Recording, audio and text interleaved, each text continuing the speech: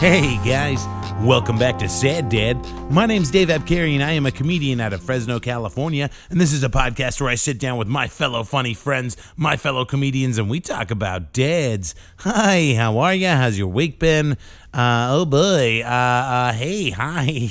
I know it's been a little bit. I have had a couple of false starts this year. Thanks for hanging. If you're still there, thanks for hanging.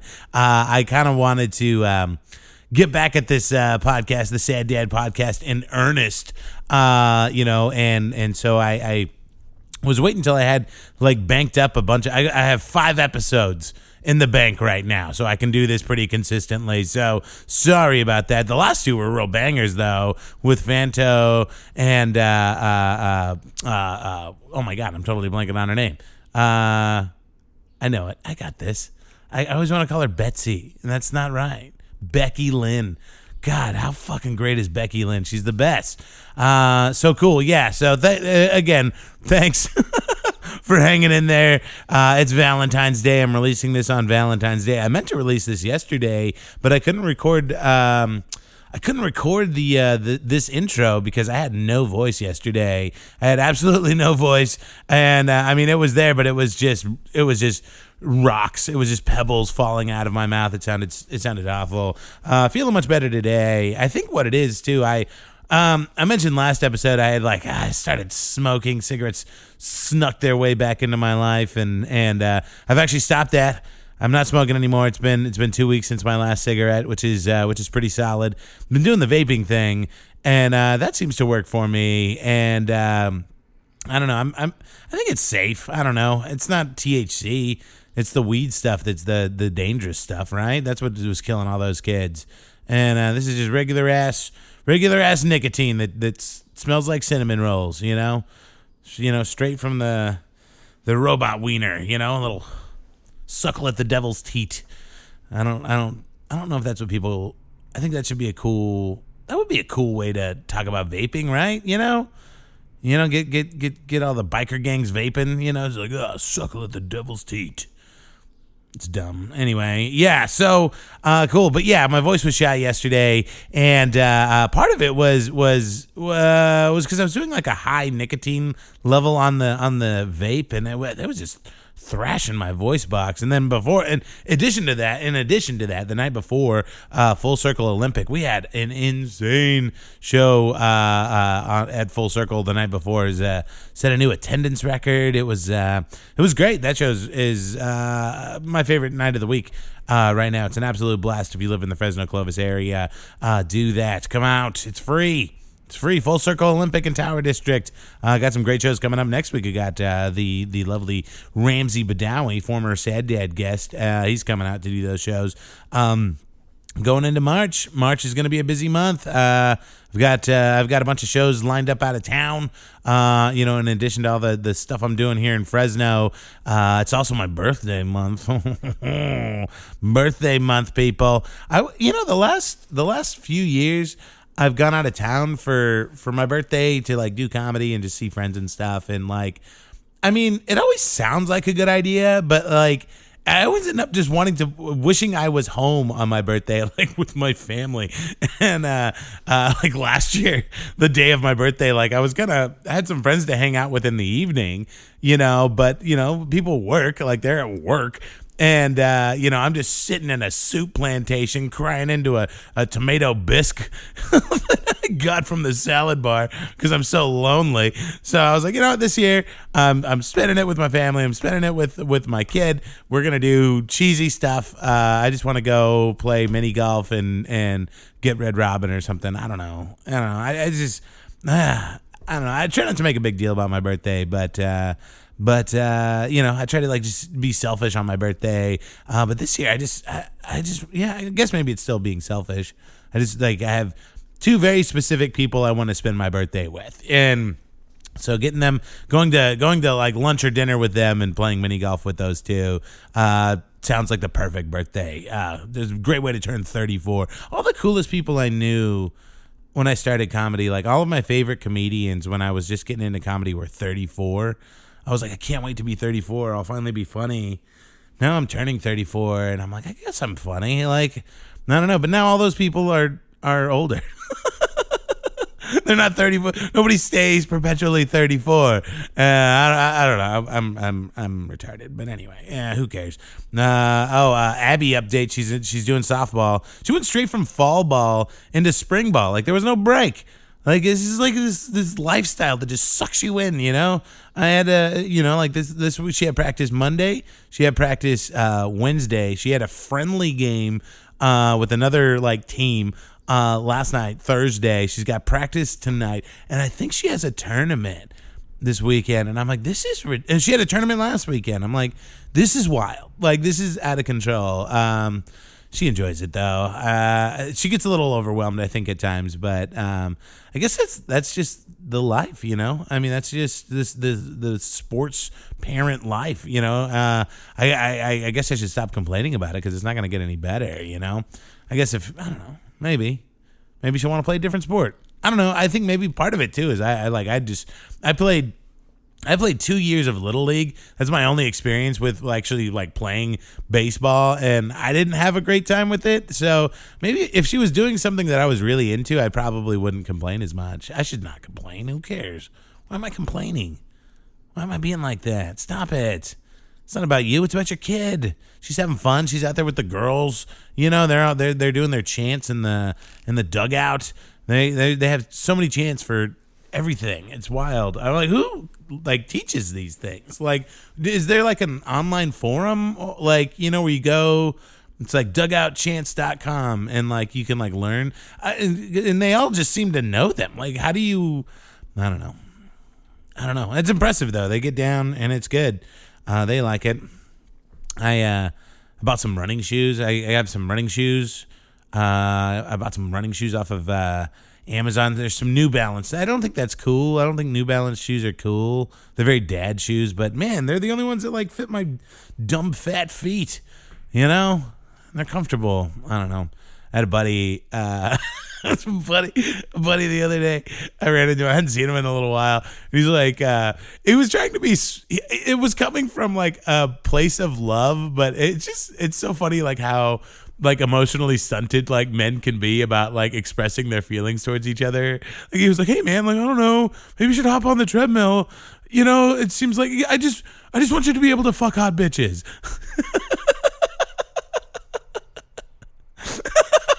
It's like he had to like hide his feelings about my well-being. It's just the most misogynistic way. It's like I just want you to be able to like fuck hot bitches. I was like, reading it loud and clear, buddy. Yeah, you're right. I've been feeling the same way, so it's okay. It's good. Oh man, if you follow me on Instagram, I posted this a while back. Andreas Tabata, a good friend, very funny comedian. He was one of my first guests ever on Sad Dad. He at the time that he recorded his episode, he had just found out that he was gonna be a dad himself, and now he's 18 months into this whole thing. And and that reminds me, we're coming up on 2 years of Sad Dad. Hello, 2-year anniversary. I started it on my 32nd birthday. Yeah.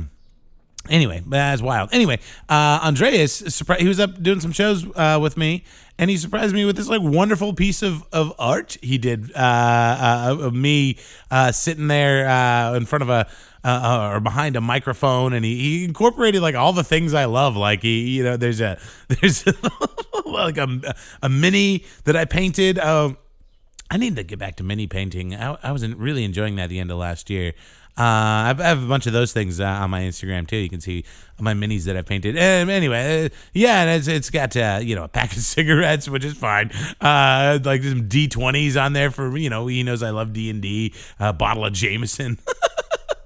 There's a cute little like silhouetted picture of Abby and I in the background. It's a great piece of art, man, and I was really, really like touched. I got a little teared up when he gave it to me, so it's really, really cool. Check that out on my Instagram when you get a chance. And let's talk about. We've been going on for a while now. We're 10 minutes into this thing. I haven't even told you about our guest. Our guest today, very funny comedian, Connor Hangsleben. He's so funny, young guy. I think he's only 23. He's out of Los Angeles currently, originally from the Midwest. We talk about all of that. I think in Minneapolis, I think is where he's from originally. Great. I met him for the first time. I was doing a show here in Fresno. It was a show, Anthony Dugan's buddy of mine, very great comic, and Tanya Salzer. You guys all know Tanya. It was a show they had put on. They asked me to be on it. They had booked Kelly Ryan, who's a great comic, to headline. And Connor, our guest today, was featuring. And met him. He's great, man. He's high energy. His act is comes from like a very real place. You know, it's a lot about everything that he talks about. It's just great to see somebody his age not doing like hacky jokes about just all the stuff that we thought was really funny at 23. You know, he's just incredibly thoughtful beyond his years, and had an absolute blast performing with them. And then a few days later, he and Kelly came back and did a run of shows that I run, and so I got to spend a lot of time with Connor and Kelly, and it was good. And we found some time to like sit down and talk about our dads. So I think you're really gonna like it. I listened back to it this morning, and he's a great guest. Like I said, incredibly thoughtful, very funny, very talented, and as somebody who's 10 years older than him, I'm incredibly jealous too.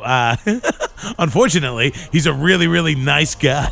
He's super friendly. He's really hard to hate. But so without further ado, here we go, guys. Connor Hangsleben.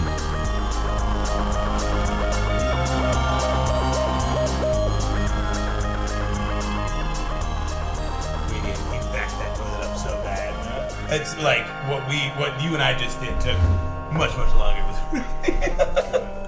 No, you don't even hold the record. Check. All right. Cool, buddy. Yeah, grab a seat. You can pop those headphones on. And then, just kind of, you're a little tall.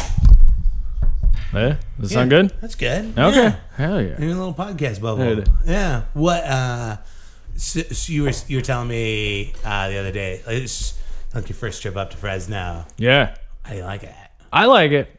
Yeah? I do. I mean, it's so weird. It's like it's a big like hick city, kind of, right? Kinda. Yeah. Like I got streets named after Merle Haggard and everything. Yeah, totally. I mean, I don't know if it was Merle Haggard, but yeah. Oh, maybe we're passing through Bakersfield. That's probably, because that's Merle Haggard country. That's where he's from. Yeah. Have you gotten to do the Central Valley much? I mean, like, have you gotten to do the road much since you've been in California? I've done Northern California. So I did Tahoe. I did the improv there. Oh, it's beautiful. Tahoe's gorgeous. Awesome. Yeah. I loved it up there. I could move there because it's like a small town and it's beautiful, and the people there. That was my first time like being out of LA, not going to like a different part of California. That wasn't Los Angeles. I mean, that's got to be a wild transition because you grew up in was it Michigan or Minnesota? Minnesota. Yeah. Well, like, I mean, was it a weird I guess you had. I mean, you're not a total like country bumpkin like you. No. I'm like a middle point, but like my grandparents own like a farm and everything. But people in LA think I'm a hick to them. But there's there's kids I went to school with like that kids. You know what I mean? They're like, you're not a fucking. I don't see myself as that, but I know they do, and I know my family. I know the things that my family does isn't normal for anyone's standards. Even you know, like I don't know. That's great. I mean, did it take a while to like acclimate to like the LA life, or I mean, I'm still not. I still can't stand it. Here's the thing. Like, maybe you can relate to this a little bit. Like, whenever I go to LA, I feel like there's like this crazy like baseline level of anxiety that you're always feeling. Like it's like traffic and like trying to find like a spot to park and it's just people everywhere, and like I feel like people that live in LA kind of like forget about it. You know what I mean? Like they're so acclimated to the anxiety, right? And I think they don't realize how stressful the place is that they're living. And then once you leave, like when me and Kelly drove up on Friday, like we got out to take a piss. I'm just standing in this parking lot, just like looking up at the stars and shit, and it was I just felt a relief, like something had been lifted, like that for sure, absolutely. It was one of the times I was down there doing some shows, and I had this like overwhelming urge and like desire. I wanted like a big open parking spot. Yeah. Like I wanted to like drive to a mall where there were no cars in the parking lot, and I just wanted to like park my car in a stall and just like feel the relief of finding a parking spot. Yeah. This is a strange desire. But no, it is a good feeling. Just being like, oh, we can just pull up and it's not. Yeah. Like you realize it shouldn't even be hard. It should never be something you worry about. Right. It's ridiculous. You live a ridiculous life in LA. But what's growing up in Minnesota like? I mean, what?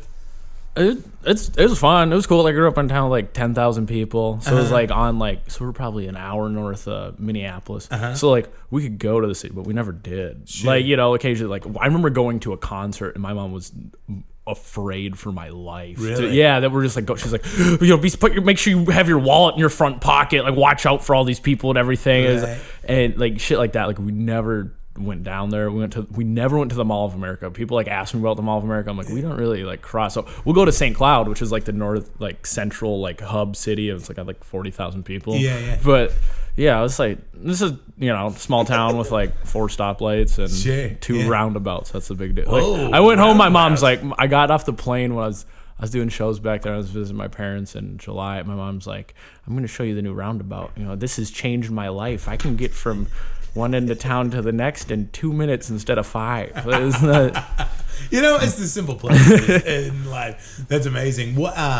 And like, I mean, growing up out there, I mean, you said it was a farm. Like, what kind of? So we didn't live on so my grandparents had a farm that we would go there in the summer. I see. And we had just worked, and then so my whole family's from North Dakota, and we moved to Monticello when I was 6. Gotcha. So like we lived on a farm up until that point, and then we just like were hanging, like we were just around our grandparents all the time, and like all our rest of our family owns farm. Like they think where we lived is like the big city. Like my grandpa's like, the big city of Monticello. Like that's what he calls it. It's like because where he lives, his next neighbor's a mile away. Yeah. And in Gardner, North Dakota, there's literally more cars than people, just because there's old crazy farmers that just have lawns filled with old shit they're collecting. Right. It's like 150 people, and so we're like the city people from our family, I guess, but still not. Like, right. It's all perspective, I suppose. And now, did you have like a big family? Did you have a lot of brothers? I got 3 brothers. 3 younger brothers. Yeah. Oh shit! Oh, you're the oldest? Yeah. Holy shit! All right. Yeah. Is there a big age gap, or are you guys all pretty? We're like the youngest one. He was in an accident, so he's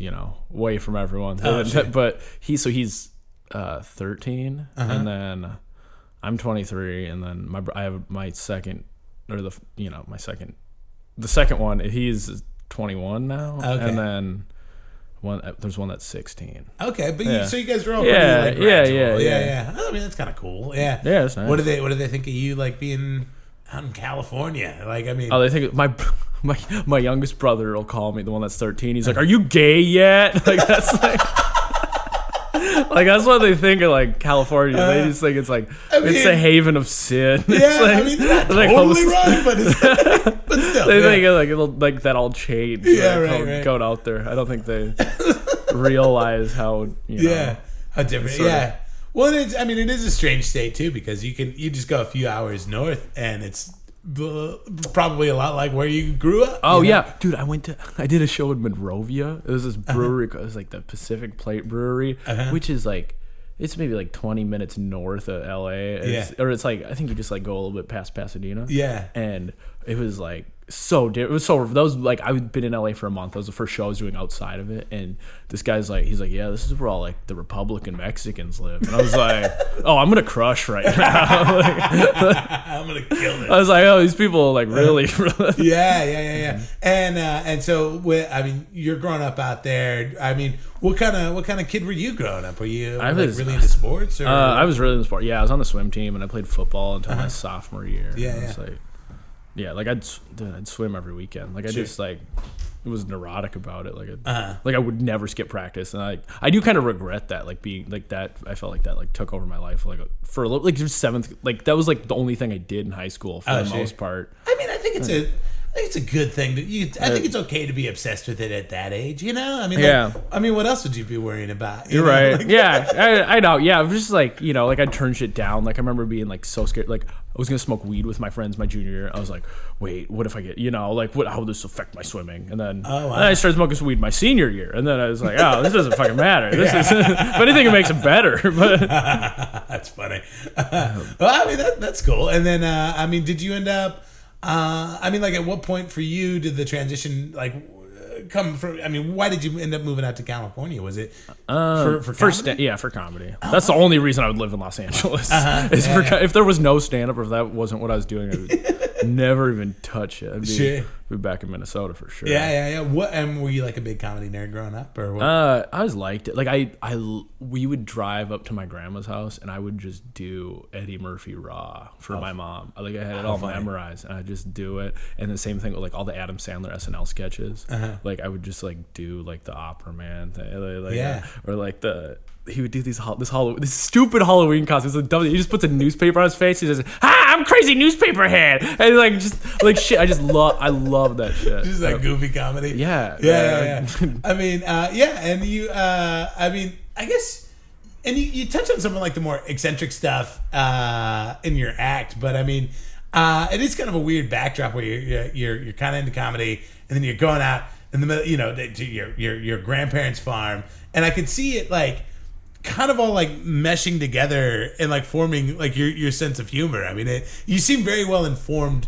Your comedy seems very well informed by where you came from. And, absolutely. Yeah, and I think that's really cool, especially for a young guy. Like you're so, I mean, because you're 23, and you already have this very unique and very confident voice in your act. You're like, you know, and I think it's something that a lot of comedians much older than you would be very envious of, you know. That's way to go, man, Dave. I hate comedy. I hate shit like that.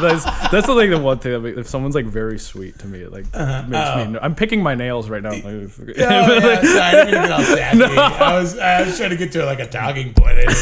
Turning into I appreciate. Yeah, I don't know, because it's fun. It's like interesting to me. It's the only thing that's interesting. Like, you know what I mean? Like shit you can't make. You know, no one else is doing it. You know, no one else can talk about their fucking grandma burning down a barn. You know, it's like shit like that. Like it's always. I felt like, you know, it'll never be. To me, it's how you avoid being hacky. Is you just talk about your own shit. Right? Because who can steal that? You know? Yeah. And if they do, it's like, that's very obviously we know where that came from. Right. There's no parallel thinking there. Yeah. Exactly.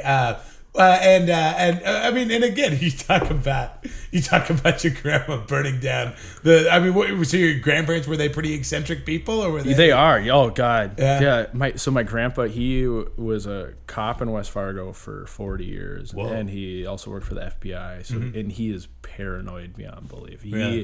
Like they were never allowed. Like my grandma always wanted to have the internet, and he would not allow it. Really? He had they had a landline phone until like 3 years before my grandma died, like a fucking rotary phone, like just, and then they'd get like cell phones, but they're like, you know, the jitterbug things. And my grandpa would like my mom wanted him to get them just because my grandma, she had cancer and she was very sick, and so my mom wanted to have a phone, and he like was like, well, is there people going to be able to track us, and you know, like shit, very. I mean, but it's also not unreasonable. I don't know why he's worried about it, but it is like those are things that like the thing, like I remember thinking it's just insane for not letting. Actually, my grandma got an iPad because she was going through these chemo treatments, and their neighbors got an iPad. Just like while she's sitting there, you're just like, you just be playing, you know, bored as shit, just getting poison pumped into you all day. Right. And they got her an iPad, and she like hid it from my grandpa. She's like, "Don't tell Earl about the internet." And she was like, I remember like sitting up in her bed watching her play her little Bejeweled game, and she's like, "Your grandpa cannot know I have this." It's like. It's just very like domineering in that, right? Sure. I'm gonna move this mic a little closer to you. Sorry, my bad. Good. I just want to. Yeah. There. Good. Oh, yeah, it's perfect. Okay. Yeah. And so, I mean, did you know was that paranoia just from him being a cop for 40 years? I think you know where that came from. I think that probably like. I think he probably already had a predisposition to being like, you know, paranoid about the world, and like, you know, people come, and then like having that kind of information, and definitely like. You know, if you're a cop, I think you understand how the world works more than most people. Like the things you see and the things that like are happening, like you definitely view it and like has the world's bad a lot of times, you know. Like I remember sneaking up and reading his police reports, and oh my god, fucking like heinous shit. And actually, someone wrote a book about him where there was a serial killer in North Dakota, and he was the lead detective on it. And shit. Yeah. So like when you see shit like that, there's no reason, you know, like you'd want to make sure no one could possibly contact you, and you probably the world is an awful place. I mean, you're seeing that stuff every single day. I mean, and is that, do you feel like that it has anything to do with him like wanting to like live on a farm away from everything? Is that absolutely. He's always just like, he's so happy to be by himself and not and I don't know, he's an odd guy. He's very like, he's estranged from all his siblings too. Is he really? Yeah, so he had one sister that died, and then like he's such like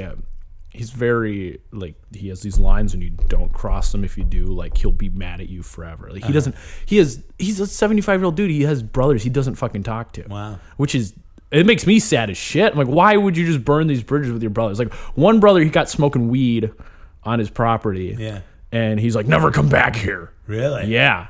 Wow. And then I haven't seen his brother Gene in like 15 years. Like, I remember like we'd be hanging out there, and you know Gene was there every day. They'd just hang out, and he hasn't been back. And then his other brother Gerald does not, I guess, Gerald was hanging out, and they're having dinner. And on Sundays, if my grandparents couldn't make it to church, because they go to church in Fargo, which is 40 miles away. If they, you know, some days they're just like, we're not going to make it today. Sure. So, but they'd turn on like the televangelist on NBC, and they're having breakfast with Gerald, because he came over and he's like, Gene, I didn't come here to get preached to. And and he's like, can you turn it off? And my grandpa like stood up. He's like, you can fucking leave. And that was.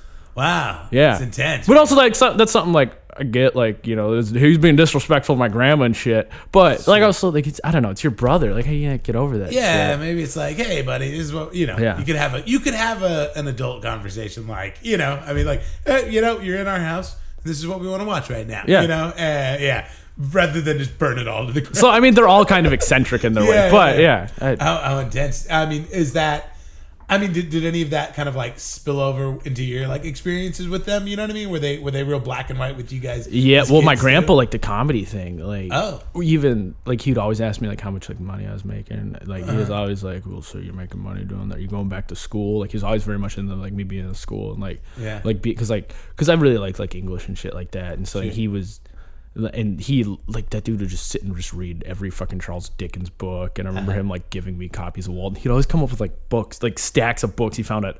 That's his other thing he loves, is he goes the estate sales in North Dakota everywhere, and there's like a whole estate sale scene. Like you see the same. There's only like 500,000 people in that state, so they just like they all see each other. They go all these sales. It's like an open mic. Yeah, you bump into the same comedian for like the same 80-year-old person that's retired, has nothing to do. How funny! Yeah. And so he'd just like bring me like books and shit, and just like stacks of books and everything. And so like that was like where we'd connect on shit like that. Sure. But I don't know where I was going. It's so funny too, because you talk about. I mean, you had that whole bit in your act about not reading. Yeah. But I get the sense that you're very well read. I like to read, but I don't like people that just want to change. Like it's like I don't mind people reading. I don't like people that just want to stick it in your that are pretentious and make sure you know like that. Make sure that you know that they know those things. Whereas like my grandpa's well read, but also people would look at him and think he's a moron just because he's not spouting it. I think. Right. Yeah, because I mean, like just the other night we were doing that show and Kelly was looking for F. Scott Fitzgerald, and you were like. I know, I contradicted myself. I had that whole bit, and I was shitting on the girl that was like, I read. And then I was like, like I knew exactly. She said the green light, the thing that symbolizes the American dream in The Great Gatsby. And I knew, I was just like, yeah, fuck. Yeah. There's a little bit of myth building that goes into it a little bit. Yeah. Stepping on your own act. And then for you, like, at what point were you like, I want to do comedy. I want to be a comedian. Like what was that moment like for you? 20, yeah. Because I dropped out of school and then I moved to Alaska for a little bit. Did you really? Yeah, that was cool as shit. Was it? Yeah, were you... I was coaching swimming up there. No shit. Yeah. I got a job through like my college swim coach. There was a guy that had swam for him like 20 years before that needed someone to go up and coach, and like I saw his email in my student inbox. I was like, yes, like I would love to do this. Yeah. Just because I was kind of like, I was like, I'm done with school at this point. You're young, dumb, and full of cum. Like, go to there's not a lot of places to put it in Alaska, but that's fair. Kelly Ryan is shaking her head. I'm sorry.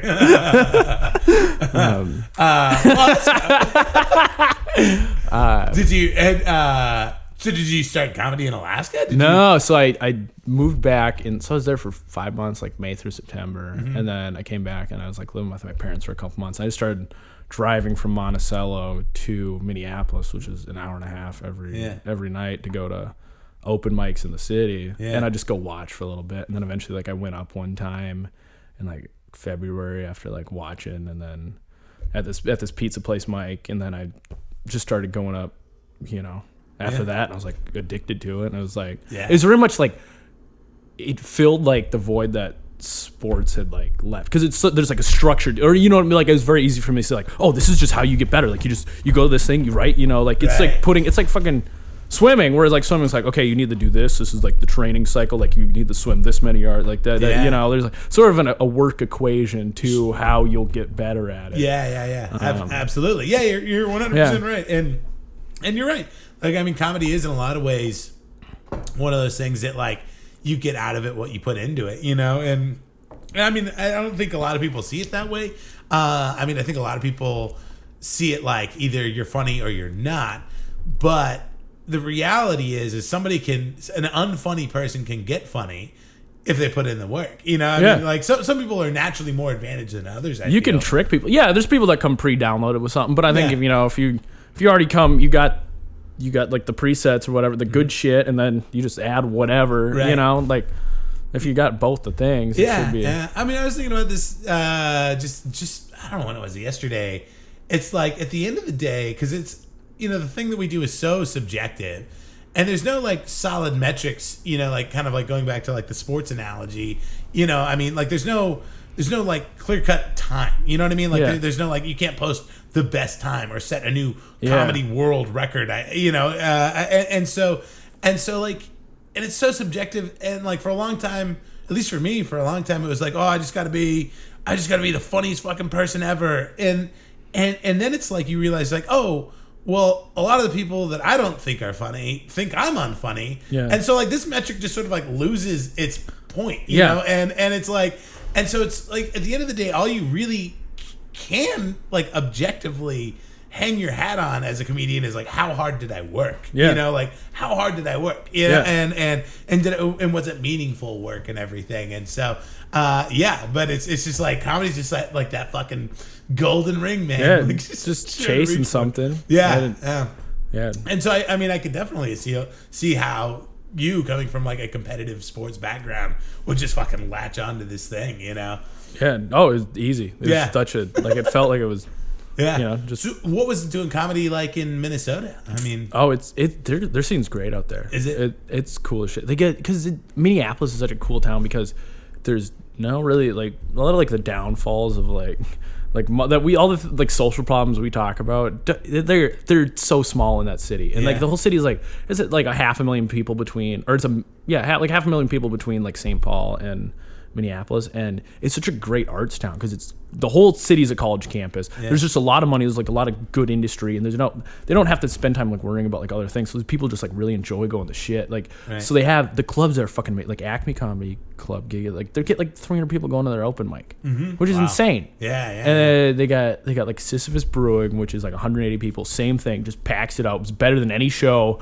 on the West Coast. And they got like the Comedy Corner Underground. So like you start out with like all these like great clubs, you just get like, you can become very confident very early on. In front of a large group of people. The thing that does kind of suck that I don't know, maybe people are like, oh, you don't do like shitty open mics, but you don't get a lot of that.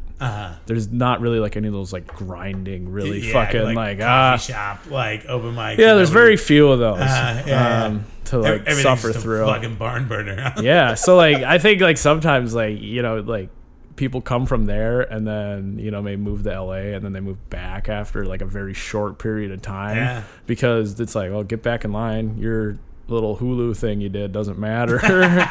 You know, like half the people out here have done it. No one cares if you have or haven't. It's not, the open mic sign up list is over there. Yeah, really. Like it's crazy. Like I remember seeing dudes that like in Minneapolis, like, you know, they had Conans and shit that were doing all, but then they're still signing up for potluck. It's just crazy that like no one's fucking made it. You know, they're still funny, but it's just like it's still a different place you're living in, and that, you know, maybe doesn't like translate. Doesn't bear weight as much as it does. Yeah, I mean, I think like, I mean, you and I were talking about this the other night though. It is like, it is difficult. I mean, it's cool that you came to LA with time, you know, like, and because I think that it's just so. Again, we were talking about this too. Like I have so much respect for comedians that like started in LA. And, and then they built their time up. It's like, how did you do that? Like you just have to trust yourself more than like anyone. 1 3-minute mic at a time. Like you built this. Like you're really thinking like I am. Like you have to have an insane amount of belief in yourself, like more than the normal comic. I think to start out here and like that's where. Dude, God bless you. I swear to God. Have you gone back home and done more spots? Like, you know what I mean? Yeah. It's super fun going back. I was just back there. So I was there for 2 weeks in December, which is so nice because I just like see my parents and then like I'd go to a spot every night and just drive back. It was nice to be like at home and still like being productive and shit. And like, so I just, you know, do shows back home and I did shows at the Comedy Corner Underground, which is super sweet. It's like the B Club out there, but it's fucking great. It's like the best. It's amazing. They get like standing room for their open mic. Like the standing room. Can you imagine that? That's unheard of out here. Like, even like the store, like going up at Potluck, it's like 10 people and like 40 comics that. Sure. Yeah, it's funny too. Some of the comics in our scene, because they've like the open mics they've done. Have only really been like our open mics, and they're not like pay to play open mics. There's usually a minimum of 5 minutes. Like, I mean, on rare occasions, we drop it to 4s. But I remember one time a comedian came up to me and he's like, "Hey man, I was down in LA and I don't know if this is normal, but they only gave us 3 minutes and nobody laughed because they were all comedians." And I'm like, yeah, that's how most open mics are. Like, like he came back from spoiled up here. He came back from Vietnam. He's like, it's like I didn't know it was like that out there. And so it is. Yeah, I mean, I definitely have a lot of respect for any LA comic that has built an act in LA. But for you going out there with you, like, what you probably had, like, what, 10 minutes at the time, 15 minutes? Probably 10. And it's like shit I don't even do anymore. You know, it's so weird. It's like, oh, that wasn't, you know, me. That was just it is like freeing being in LA because I feel like I can just like look at like how I grew up. I'm so removed from it and I can just like reflect on it more. I can like contrast it with this different world. It's easier for me to write than being in like Minneapolis. Like, you know, I might know some kids, you know, that could be in this thing. You know what I mean? It's like it's so weird. And I felt like in Minneapolis I was definitely trying to like, because it is a very like it is PC, but it is also like the things that happen in that scene, like their drama, is nowhere near what goes on the shit in Los Angeles. They're dwelling like, hey, you know, this guy's kind of creepy. You know, he said this one thing to this one girl, like, you know, like and I'm like, dude, someone threatened to shoot up the Comedy Store. Like, it's, you know, it's like that guy's shitty, but also like their problems out there are very small, like what they dwell on in their scene. But it's any scene shit. Yeah. But it is just like more shit goes out here. Like you can be just, I feel like way more free. Like I didn't feel like anything. I was like, I'm not even like, I don't consider myself edgy, but I felt edgy for Minneapolis. Right. Which is insane to me because I hear the most vile shit at open mics. I'm constantly being like, ugh. You had to say rape 8 times. That's a lot. I mean, you do make an interesting point too with a scene like LA, because I mean, one of the great things about it is it is so big, so you can have different forms of comedy happening. You know, I mean, you can have, you know, club scenes and you can have, you know, alt scenes and everything in between, you know, whereas like coming from a scene like our size, basically everybody, myself included, is basically like a road comic. Like our style of comedy is like road comedy because we live in a road city. Yeah. And that's just the only way that we know how to do comedy, right? And so, yeah, I mean, for you, and it would benefit me too. I feel like to go into a scene like LA and to see all the different kinds of rooms and all the little, little nooks and crannies of the comedy scene down there. It's got to be eye opening, I'd imagine. Oh yeah, it is weird seeing like, oh, these people only go here, those people only go there. Yeah. It's like there's like gangs of, like, just based on the open mic, and it is odd. I mean, I definitely float between, like, I'll do like, the east side, like the alt mics, or like which those are like the Silver Lake or Silver Lake. Like I go up at the Clubhouse a lot, or like what's that? What is it? It's Lyric Hyperion. Yeah. What's that little town though? That Village, it's something. Atwater Village. Atwater Village? Yeah. Oh, yeah. What's the Eno Vino, I think. Yeah. Let me go that mic. Yeah. Like there's, I don't know. So like, and even like, that's the thing about being in Minneapolis is like, I'll hear comics complain about like, oh, like those East Side, those liberal, like those guys. I'm like, dude, they have nothing on comics in Minneapolis, dude. Those people are just on Facebook constantly. A lot of there's a whole group of people that just like, you couldn't look at them funny and something would. Oh really? Yeah. It's like when people are like, oh, those alt liberal fags, and I'm like, no. Those people look very conservative relative to like where I started. How funny. Yeah, because I wouldn't peg it as being such a liberal stronghold. Yeah, it is. It is odd. It's like the fucking Portland of the Midwest. Is it really? Yeah, well, because it is. I think it is that way because the University of Minnesota like covers the entire, like almost all of Minneapolis and like part of St. Paul. So I think there is sort of that like college campus mindset is pervasive. So I think that's probably where it comes from. Sure. Where like most of the people work in academia and they do, come from that. Like those rules fly everywhere. Yeah. I love it. It's a good city. Great. If that's the one drawback in a city, we're like, they're a little liberal for me, like a little too like. I think it's a great place. Then it's not like there's like, there's no homeless people. There's nothing to really dwell on. Well, you're Connor. Yes, I am. And this is a podcast called Sad Dad. Sad Dad. And we Sad Dad. Sad Dad. Sad Dad. Sad Dad. I love my dad. Yeah, well, I'm the sad dad. Oh, you are? Oh, okay. Well, sort of. I don't know. Here, I'll explain it because I haven't explained it in a while. Yeah. I do it periodically. Like for me, the whole reason I started this podcast was because I'm a dad, and I like talking about other dads because it makes me feel better, and maybe I can like learn something from like, how somebody else got parented, you know. But like the name comes from I always tell myself like if I'm feeling like low effort as a parent, like I feel like I'm kind of like half-assing it at times. Yeah. I'm like, don't be a sad dad, dude. Like don't be a sad dad. Like you're and it's like you're really kind of like not living up to the kind of standard you should as a dad, right? And so I would always say that to myself anytime I was like, oh, I suck right now. I'm being like not a good dad or like a disappointing dad. I'm like, don't be a sad dad. And so I was like, no, just name my dad podcast Sad Dad. So, okay. Yeah. Cool. So it's really not.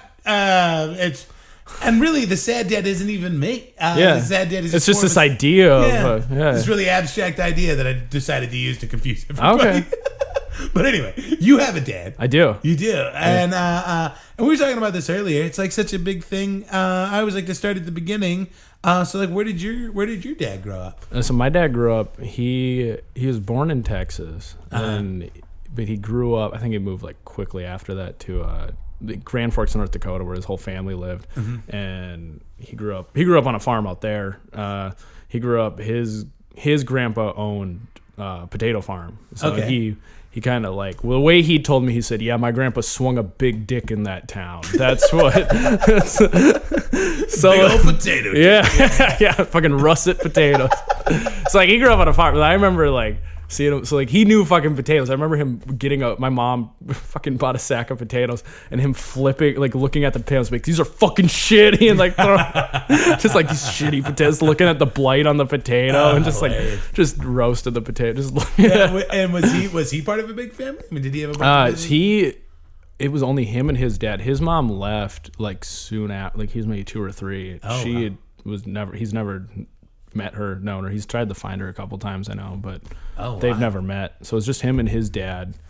And then he was an only child. He's got like half siblings and stuff like that that I've never met. He's kind of Wow. estranged from. Did his dad ever remarry? Like 5 times. it's so his dad, my grandpa Gary is this the same grandpa we're talking about? No, that's my grandpa Earl. That's my mom's stepdad. Got it. So we got Earl and Gary. And Gary, yeah. And then my dad's Gary Jr. Oh, okay. All right. Cool. which is part because so Gary Sr. He's always sold used shitty cars to people, and so he remarried a couple times, and he's living down in Nashville because he met his 5th wife down there. Yeah. And he ended up divorcing her because one day she let it slip that her family had a history of schizophrenia, and that like at this age, her mom and then her grandma started getting tweaky and lost their shit, and that her mom had chopped off the dick of her father. Whoa. And he's like, I gotta get out of there. And my dad told me, dad's like, that's the only marriage I don't blame him for ruining. Was the one. Because his dad is kind of a sad dad. He's like, was never available, just like partied all the time, was running around with. Oh, really? Just running around chasing chicks all the time. Did he ever find out like why his mom left when he was I have no idea. He's never said anything why. I mean, I think there's a good reason, probably because Gary Sr. was pretty much a shithead. Oh, but, he's just never around. Like we never see him. He comes up once or twice a year, and he's always got he's a fucking vagrant. He really lives. Like he's always got a sack, like a blue bank bag filled with cash. Oh wow! Because he doesn't trust banks, so he's and so my dad told me recently that like Gary Sr. had called him, and they had talked about something. He's like, I'm getting older, I might. He said, I got a bag of stuff, if I die, come pick it up. Which is okay. It's probably just like loose cash and probably shit like that. And, So do you have any sense of what his like childhood is like? So he's like grown up on the potato farm, and he's got this like revolving door of stepmoms. Like, I mean, what? Yeah, I think he was pretty much. I think he was definitely like very much like by himself, very much like independent. And, like he like worked on the farm. Like he told me he'd sell corn on the side of the road because they had like a plot of corn for his grandpa to pay for all his like school supplies and everything, because his dad wasn't there and didn't want to pay for anything. So he'd have to buy all his own clothes and everything like that. So those were like always like stories we heard, and like he had to like walk to school like from their farm and shit like that, or take like it just wasn't he was a sad dad. It's not like he had a sad dad. I mean, did he ever talk? Did he ever talk about feeling lonely or anything? I mean, or was he just so focused on the work and I think he was very fun, and he's very. My dad got a 99 on the ASVAB, so he was very gifted at school and shit like that, and he ran like cross country and track in high school and everything like that, and I think that was kind of so he wasn't just sitting around feeling sorry for himself. No, he was very productive dude, and he's always been that way. Like he sleeps for like 4 hours a night. Like he leaves for work at 4 a.m, gets back at 8, and then on the weekends he's like a very like techie dude. Like loves like working on shit and like building stuff. He's like working on parts for his 3D printer, and so he's got like 3D printers. The funniest thing, one time I was talking to him, he's like, yeah, I've got these plans to make extended clips for AK-47s. So and he was really excited about that. He's like, yeah, we're gonna go out to your grandpa Earl's farm. We're gonna go shoot some barrels. Like shit like That's that. That's so funny. I mean, he's using the nerdy shit in the manliest way you can, at least. I think so. Yeah, it's like the crossover between, just being like, what other people would call a hick. He definitely doesn't see himself. It is a weird thing to say, but, if you like AK-47s, you're probably, well, you can take the boy. You're either a Taliban or a hick. Yeah. You take the boy out of Texas, you can't take the Texas out of the boy. I think is what you're looking at there. And so he's a good student. He's growing up on the potato farm. He's putting himself through school. I mean, does he graduates? Does he go to college? Graduates. He went to college for, I think, he never graduated. I know that. Oh, interesting. I know he entered the Navy. He was in the Navy nuclear program because he got a 99 on the ASVAB, which you can do two things. You can either nuclear or intelligence, which is, you're either making codes or shit like that. Yeah. So he was in the he was going to be in the nuclear program, and then he had dropped out to marry his first wife. I know that. I think so. I think he was like 19 or something like that. And I know that was his first marriage. Like, it was very like, that was we don't talk about that. Like it's more, or like my mom brings it up when she's like in a fight or something like that. But my mom was like, she pulled a knife on him. She pulled it, like, that was always something my mom would talk about. Yeah. I mean, it's a bummer that he dropped that, because I actually worked with the guy who was in that, because like there's not a lot of places you can go to get that kind of like training, like that nuclear, like to be a nuclear engineer. It's either years and years of school or live on a submarine for 5 years. That's what he wanted to do. He wanted to work on a submarine. Yeah. But you come out of that with such specialized training. I think like the guy that I knew, he just worked. I met him working at Circuit City. He worked part-time at Circuit City because he just needed something to keep him busy. Yeah. Because he was like an inspector. So he was contracted through a specific nuclear power plant. So he would show up once a month, like check everything out. Yeah. They'd pay him $100,000. Oh shit. And then he was good to go. Really? And so it was just like, it was so that's a bummer that he missed out on that. But what's he gets married. Do they end up having any kids together? No kids. Were they married all the time? I think 2 years or something like that. Sure. Short enough to write it off. Sure. Does he end up going into the Navy at all? Or no. He just started working, and he worked in like hobby shops in Grand Forks, and I think he worked in a lot of kitchens too. So, just like doing like odd shit. And then I know he started because he was going to be in it. So I think he went for like 2 years or something like that at the University of North Dakota. Yeah, and he's like, taking like engineering classes and shit like that. And he started he worked at this plant called Hood Packaging, so now he's like a plastic specialist. Like he makes, it's like the company he makes now, they make plastic bags for like tortilla chips and potato chips and stuff. So he comes home with like bags of chips, and so which is very interesting. What I learned is they try and manipulate country people and black people in the same ways, because he comes over with these bags of chips, and they have Larry the Cable Guy and Dale Earnhardt Jr. chips. They call them country snacks. And then he comes home with bags of Rap Snacks, which has got like Fetty Wap on it. My dad's sitting there eating these chips. Same people make them. It's like, what? I like the hip hop equivalent to Fetty Wap, or just Larry the Cable Guy is Fetty Wap. Yeah, it's so funny the equivalency you're establishing here right now. Yeah, but it's the same shit. Yeah. Does he? I mean, you mentioned the plastics and the 3D printing. I mean, he sounds. I mean, like he's really kind of like into. Very intelligent, very mechanical. Yeah. Works on cars all the time. Is like racing cars all the time. Yeah. Yeah, he loves it. It's a cool thing to be a part of. Like, we'd go to races all the time. There's never like any NASCAR tracks or anything. We'd go like sprint car races and like dirt tracks and stuff and watch that. And we'd always go to, or like drag races and stuff. So he's kind of a gearhead. Absolutely. Which is I can't imagine having a dad that doesn't know that kind of shit. Yeah. I can't imagine how I put in a radiator in my car last month, and I did a shitty job. But but you know what I mean. But then I tell people in LA, they're like, "Wow!" So like, I'll get like girls at open mics being like, "Do you know?" Maybe like asking me questions, and I'm like, I mean, I know like I can answer it most of the time, but like I can change my own oil and shit. But like to him, I'm a fucking dumbass, you know? Right. Like I could. I mean, I am glad I had a dad that would make me like. Dude, he just make me and my brothers put on and take off tires on his cars just to make sure we knew how to do that. Yeah. It's just, I mean, it's a good skill, man. Yeah, like but at the time I'm like, God damn it! I could be fucking inside playing Xbox. I could go be fucking playing airsoft with the neighbor kids and shit like that. Yeah, no, I get that. I mean, my dad's pretty mechanically inclined. I don't know, but he always like my dad's. I did inherit this from my dad. Like, I'm fairly well.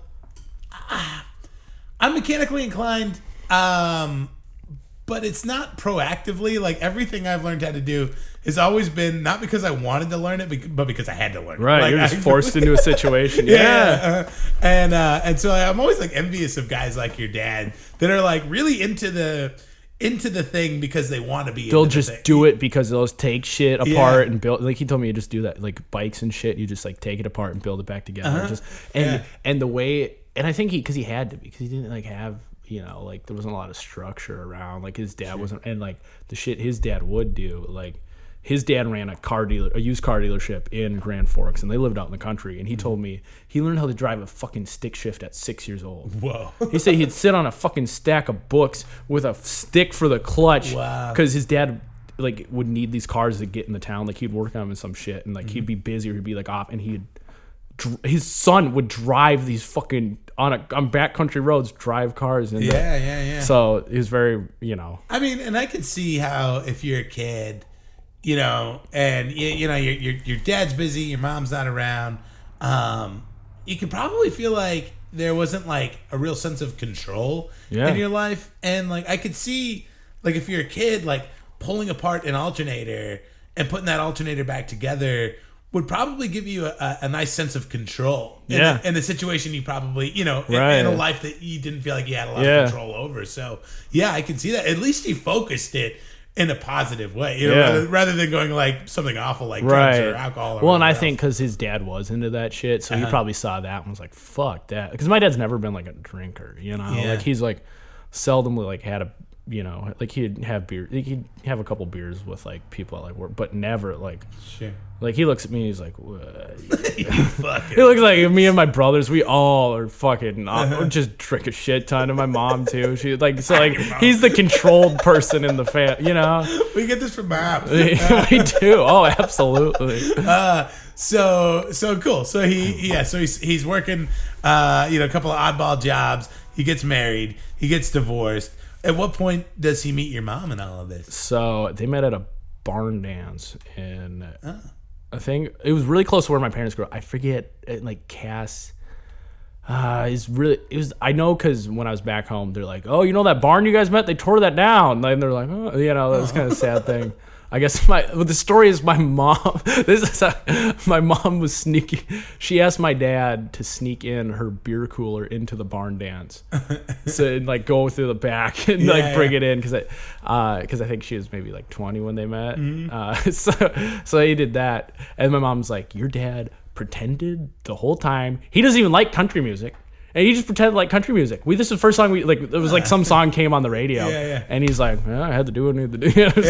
He's like, "What do you want me to do?" Be like, "Ugh, don't like it. Fine, I'm not hanging out." You know, because he was like a kid that like punk, like he liked like suicidal tendencies and shit like that. Which I never met another person that had brought that name up to me until I was talking to cholos in Los Angeles, and they're talking about like, "Oh, suicidal tendencies, man," and I was like.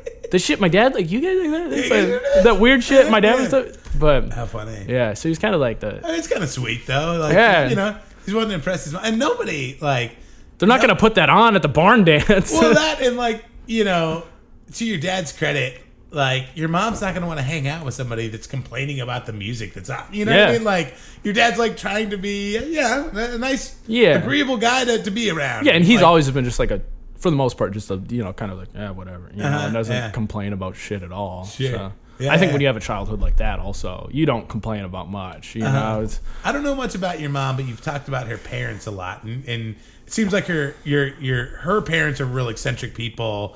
Is she kind of like that too? Is she kind of a little bit of a wild one? Oh yeah, Is she sort of like a counterbalance to your dad's like cold, absolutely calculated like? Yeah, it's like him just trying to rein her in all the time.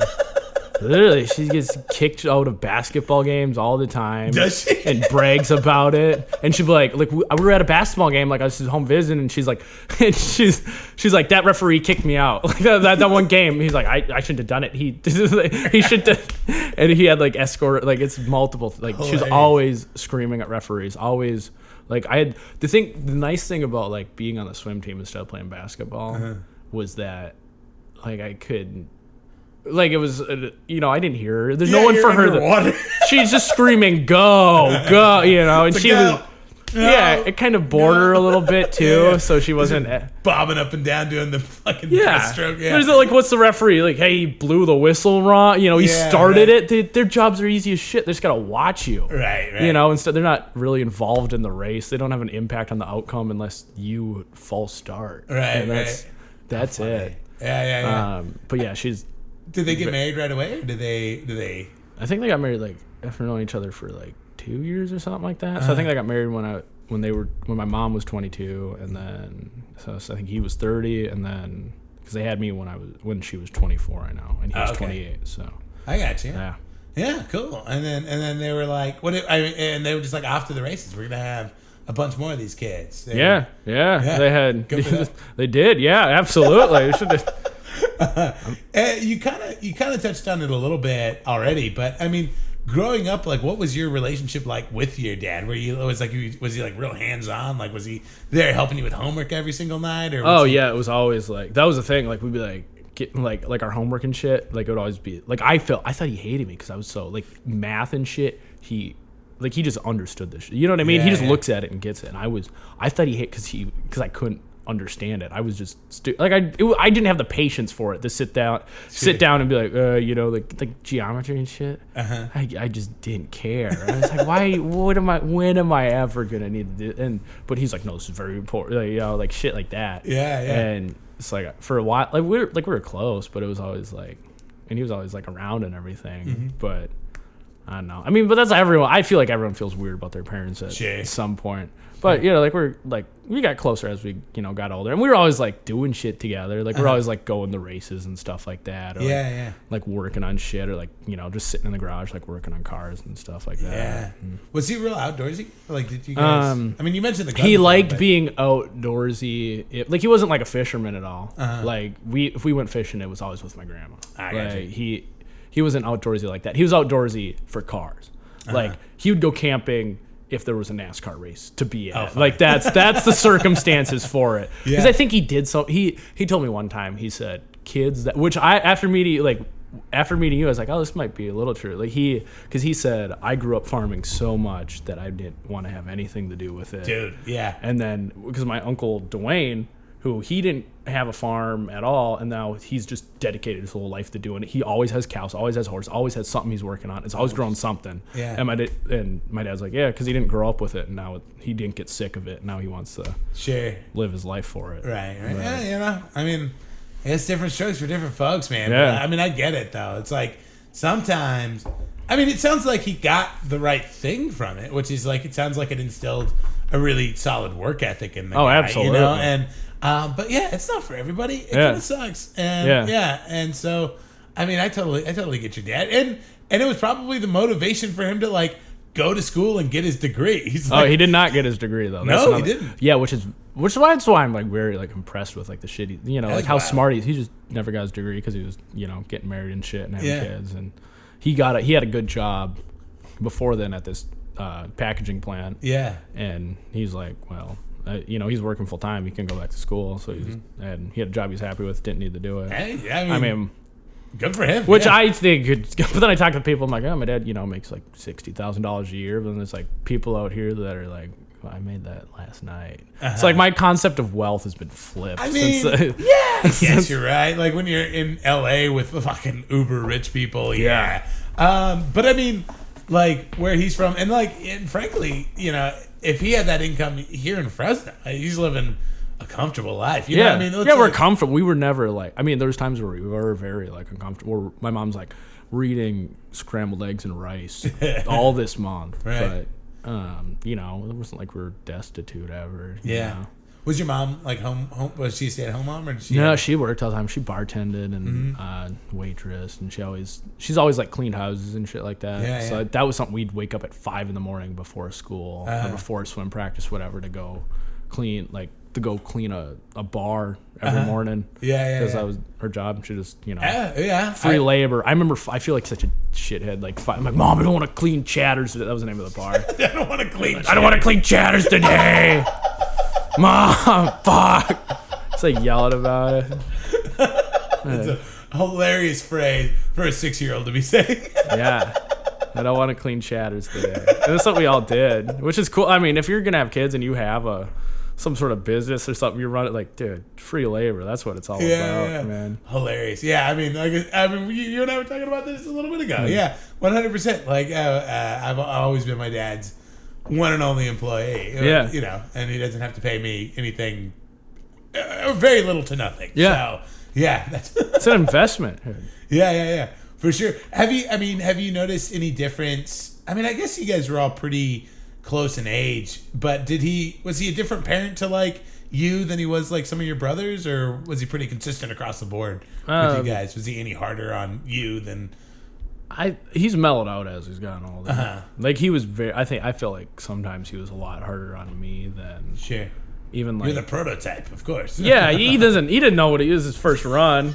Yeah, right. You know, there's some shit like I would get yelled at for that he just lets roll off. Like I see that now when I look at like my brother that's 13 and he's just allowed a little bit more freedom with shit, I guess. And also I think they're more comfortable too. Like especially financially too. I think like he's had the same job for a while now, and it's their life's not up in the air, so it's also there's not any stress to take out on you. But I remember like leaving shit out on the lawn and him like so he'd have his dad meltdown, I guess, and just be like, "What the fuck are you doing? You're fucking ruining my house!" Like there's one time I threw up because I really wanted to. I was set on being a quarterback, so it was like it was a fucking horrible dream. But and I had this weighted football that weighed 10 pounds, and I would throw it.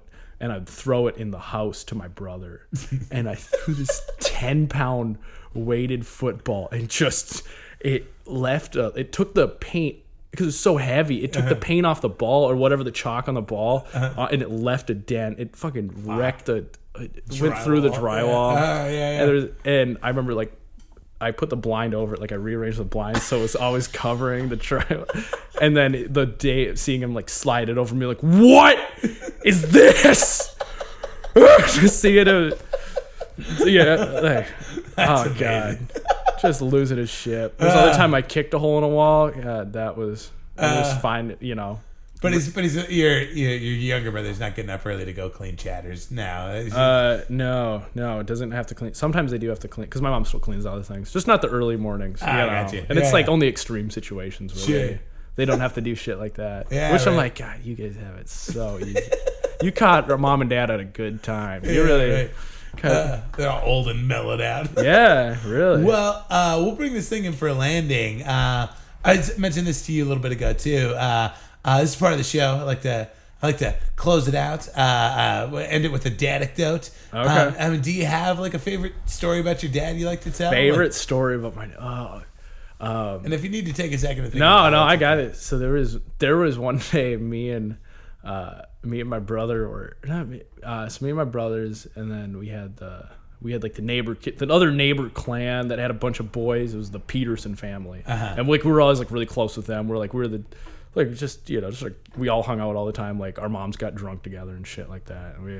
And Devin was the oldest one of their clan, and me and Devin are sitting up there. Like my dad made us chicken nuggets with ketchup, and me and Devin thought it was funny to each squirt like half the bottle onto the. I do a bit about this now, but like it squirts like half the bottle onto each of our plates, and my dad made us each grab a spoon, and he sat there and he watched us eat ketchup, and then like Shelly, the mom, she's like, "You made my kid do what?" It was like, he's wasting my food. Like it was like.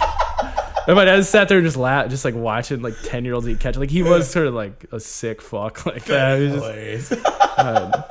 It's amazing. Well, Connor, you've been amazing today. If people want more of you in their life, where should they find you? Where should they find me? I have an Instagram account that I should plug. Yeah, you should. It's at Hangsleben. That's what it was. Oh, you got the. That's it. You didn't even need a first name. You got your whole last name. Oh, dude, I've been in so many iterations of this thing because I don't know. I'm so bad at internet shit. I am not inclined to promote myself in any way. And I used to have it as just like Connor Hangsleben, and the day I changed it is to like something that was just like C Hang with an underscore, and then someone told me underscores don't do that, that's bad. I'm like, well, how do you? But when I changed it, when I'm like, okay, I can't put my full last, because my last name's Hangsleben, it's a long German last name. And I can't put my full last name in. Is I was sitting at a bus stop in Los Angeles, and this car full of like drunk hot chicks, and they're like gay shaman guy. You know, the guy that's like there's another gay dude that's like, he's the fun time. He's gonna lead us throughout the night. He's gonna journey.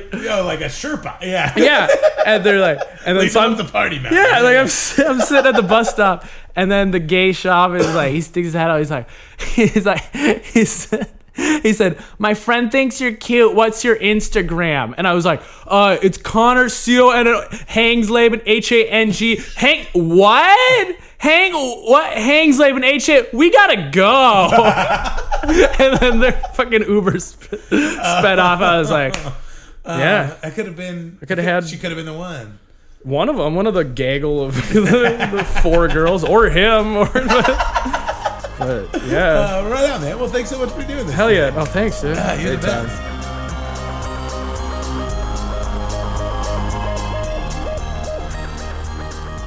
And we're back. Connor Hangsleben, everybody. He's great. Follow him on Instagram. Got to get him back up here for some shows. And then that's been it. If you guys want to rate and review, I kind of front loaded the show with everything going on in my life right now. Rate and review on iTunes if you can. Everything's on. I got everything on. It's on Spotify. I got Stitcher going. It was funny. I was down south last month, and because I upload all of these go audio only onto YouTube. It's just a static image of the Sad Dad logo, but the podcast is all there. And former guest Sasha Saka, she was a real early guest too. I did a show with her, and she was telling me she Googled her name, because occasionally as a comedian you do that just to see what kind of bullshit pops up. And her episode came up on YouTube, like the link to it, and she was telling me she like looked at the comments. The only comment on her video is who's Sasha Saka? And then I was like, oh no, people comment on YouTube. I should probably be paying attention. I also don't want to pay attention to it. I don't know. And then I never read the comments. That's the golden rule of being an entertainer. I will read your comments on iTunes though, just so we're clear. I will do that. I will read your comments and I'll read them on the air. And so, anyway, rate and review and comment if you want to. Just make it something nice. I have very fragile feelings. And come out to a show if you're local. If you live in Fresno, hit me up. Shout out to Sad Dad listener and friend. David Pierce for he was talking to him recently. He had some pretty killer dad moves. His daughter plays Roblox. My daughter plays Roblox. And that's a game, I don't know if you know anything about it. It's okay if you don't.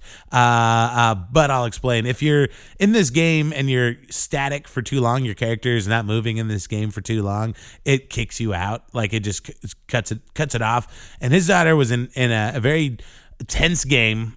She was doing really well, but she had to take a bath, right? I think his daughter's 7 or 9. And so David, being a gamer himself, because it's one of the things David and I talk about a lot about, he sat there for 20 minutes while his daughter was bathing in the bathroom. He sat there at the computer just wiggling her character around so she didn't get kicked out of the game she was in. It's a solid dadictote right there, guys. A gamer dadictote. I feel that in my bones. Anyway, we'll be back next week. I got a great episode for you. Who am I releasing next week? I think it's Ryan Demarest. Is that? I think I'm doing Ryan Demarest next week. Great chat with him. We talk. He's a guy who had a couple of dads, and we get into all of that. It's a lot of fun. So, all right, you guys, take care. That's it. Adios.